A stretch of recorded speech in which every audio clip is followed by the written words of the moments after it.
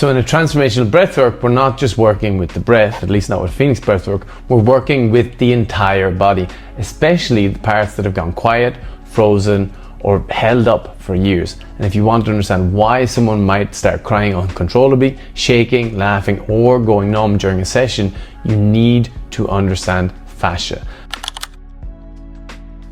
Fascia is essentially the body's emotional memory foam.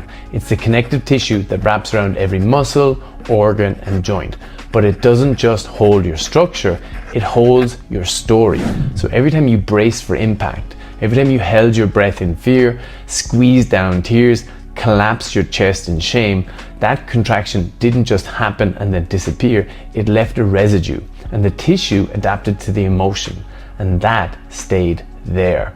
And here's what's really crazy about this. Over time, your body stops feeling those areas, not because they're healed, but because the nervous system learned to disconnect from that sensation. And that's why people often say things like, I don't really feel anything in my chest, or I just feel numb or disconnected to my belly. And that numbness, that's fascia frozen in a protective pattern.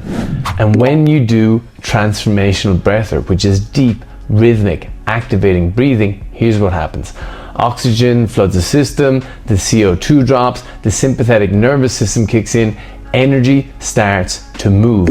And that's when the fascia wakes up, and you'll feel tingling, tightness, twitching, pressure, emotional surges. Sometimes areas of the body suddenly scream for attention, and that's not injury. That is reconnection. And as a facilitator, this is where you become more than just a breath guide.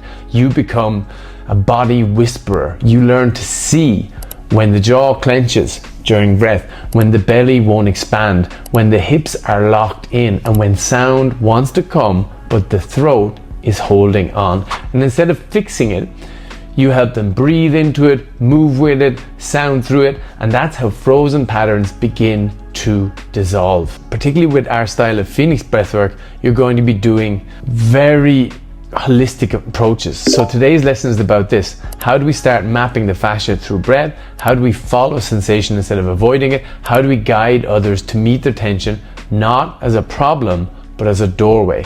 And that's the work.